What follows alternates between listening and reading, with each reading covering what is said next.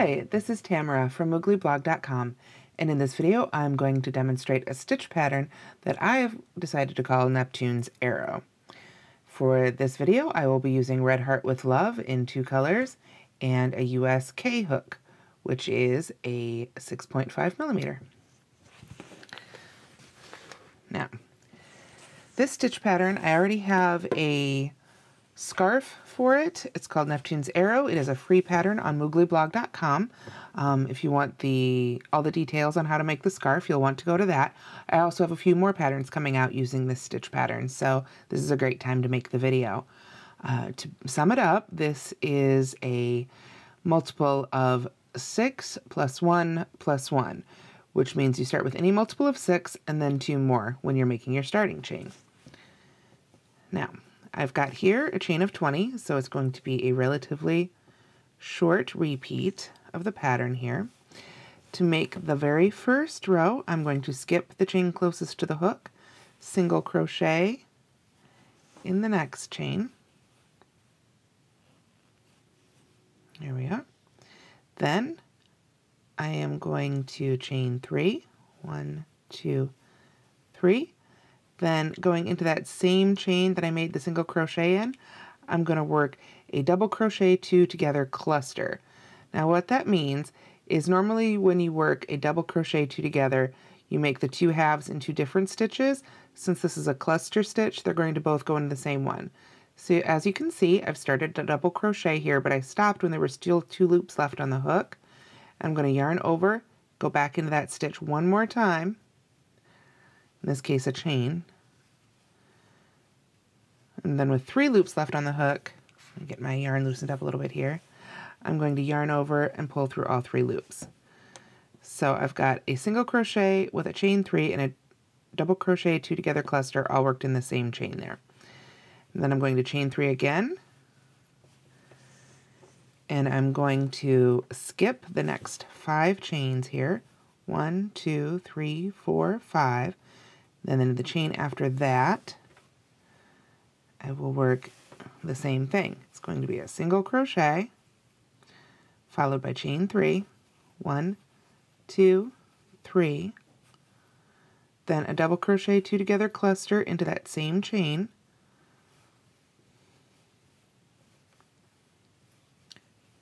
remember we're both halves of the double crochet 2 together in that same chain there. Then we chain 3,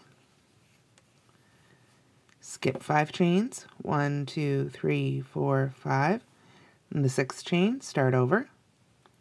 Because this is a short number of repeats here, this is gonna be our last one of these. Chain 3, like so. Double crochet 2 together into that same chain. If you didn't catch how to double crochet 2 together into the same stitch, be sure to rewind and watch that part over again. Okay, and then there are 6 chains left, so we know it's time to chain 3, like so. We're going to skip the next 5 chains and work a single crochet in that last chain, and that's where we're going to end row 1. Now this is a stitch pattern where you have 2 active loops at once. So what we're going to do is, instead of breaking the yarn here or slip stitching with the same with a new color into this stitch and starting to work with that, we're going to keep this loop active. So what I'm going to do is pull it up nice and high. Now, I didn't bring out any stitch markers, unfortunately, to get ready for this video. I forgot that part. But if I were going to be making a full project with this, I would be sure to put a stitch marker in this loop, because as you're working with the other yarn, sometimes as you pull and tug, it'll start to pull out and then you'll lose your stitch. So putting a stitch marker in here is a really good idea. So now what I'm going to do is I'm going to go ahead and turn it. I'm going to keep this active loop here, but I'm going to start working with our second color. So let me bring that in. I've got a white here. I've got some pulled loose. So what I'm going to do is I'm going to insert my hook into that last single crochet we made in the previous row. I'm going to hold these off to the side out of the way here so that they don't get tugged through and they don't get in the way of the new row. And I'm going to do a chain to attach the new color, and then I'll worry about weaving in that end later. I'm going to chain 2 more. So I start with a chain 3 here. I'm going to yarn over. I'm going to work a double crochet in that same stitch.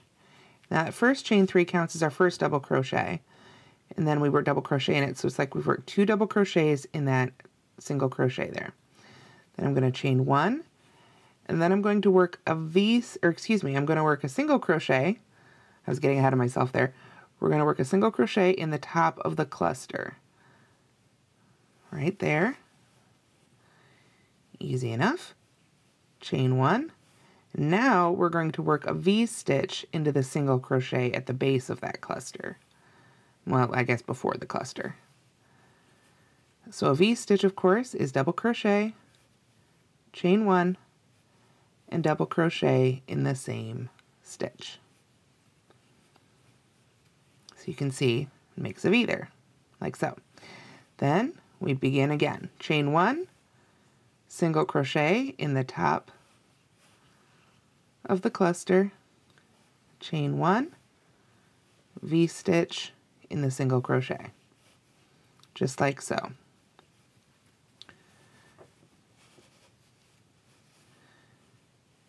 And we're almost all the way across again, of course, because this is just a small example. So after our V-stitch, we chain 1, single crochet in the top of the cluster, chain 1, and then here we are at the end. And instead of working a V-stitch in this last single crochet, we're going to mimic what we did at the beginning here with our chain 3 and double crochet with just 2 regular double crochets right here in that last single crochet. And I think I called this a small V-stitch in the written pattern for the Neptune's Arrow Scarf. It's like a V-stitch without the single crochet in between, or excuse me, without the chain in between. So just 2 double crochets in that last stitch. Now we're ready to pull up the loop on this one. Sorry. All right, so now since I've pulled up that loop again, I would put a stitch marker in this loop to help keep it secure, because it's time to come back to that first loop we made. Thankfully, it didn't pull out on us, despite my forgetting the stitch markers this time. I'm going to turn it back when I insert my hook to make sure that I've got the loop on there just right, because when I pull down on the active yarn here, you see it's the front loop, the front half of the loop, I should say, that's moving through the stitch. I want that on the front of my hook. So I'll pull that back down to a workable length here. I'm going to go ahead and chain 4 and then turn. Okay, so now I am going to work a single crochet in the top of the chain 3. Remember, we're treating that as if it's a double crochet. If you are interested in not working to the top of the chain 3, not using chain 3s here, you can substitute a standing double crochet, which I have, or a chainless starting double crochet once you've got more rows going here. I have video for tutorials for both of those on the Moogly Blog YouTube channel and on mooglyblog.com. So, but back to the standard stitches here. We're going to work a single crochet in the top of that chain 3, and then we're going to be basically repeating what we did in row 1, but of course we're going to be working into stitches. So we're going to chain 3 and work a double crochet 2 together cluster also into the top of that chain 3 there.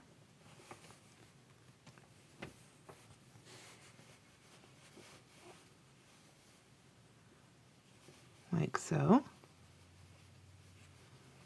And then we chain 3 again, of course, just like we did before. And this time, instead of skipping 5, what we're going to do is we're going to come all the way over to that next V-stitch space here, which in a way is skipping several stitches. We're skipping this, we're skipping the chain 1, we're skipping the single crochet, we're skipping the next chain 1, we're skipping that next double crochet that we want to work into the chain space. So right in that chain space, I'm going to go ahead and single crochet, pull up a little more yarn. This is the one thing when you work with 2 active loops like this, sometimes you'll have to sort out your yarn. I had quite a bit here pulled up for the video, so it's a bit more hanging off the skeins than I normally would have.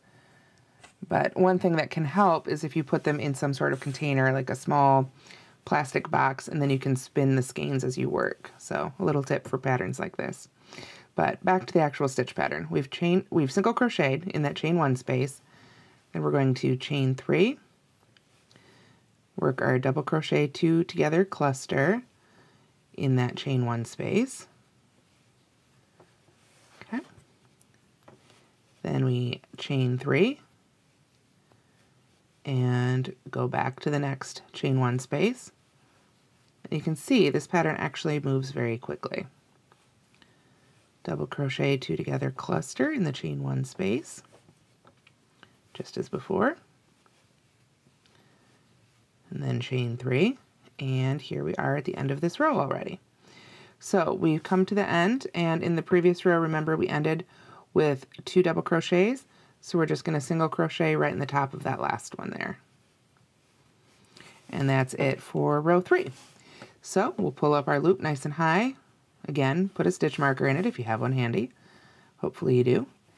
And then you see we've got both our active loops here on one side. So what I'm going to do is kind of hold the one we just made up out of the way a little bit. Get my hook back in the first one there. Whoops. Pull it down to a usable height. And what I'm going to do now is I actually want to get the one we just made over the hook. One of my hairs got in there. There we go. And in front right now. So what I'm going to do is chain 4, just like I started the last row. And then I'm going to turn it to work back the other way. And what I want to do is I want to make sure that the active loops here are in back and not coming around the side to the back. I want them to kind of be over the top to the back. Then I can use the unused fingers here to kind of hold them out of the way. All right, so now we're ready to begin row 4. So I'm going to work a double crochet right in that last single crochet there. And here we've got our 2 double crochets. When I chain 4, that gives us 1 to get over, 1 chain, you could call it, to get over the single crochet here up to the next row, and then 3 chains that count as our first double crochet. So from there, it's just as before. We chain 1, single crochet in the top of the cluster, chain 1, V-stitch in the single crochet at the bottom. Just like the previous row. So I'll move through this rather quickly since I walked you through it before.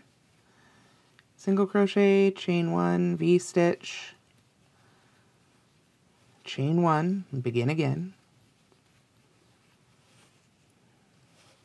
And then when you come to the end, you chain 1 and work 2 double crochets into that last single crochet.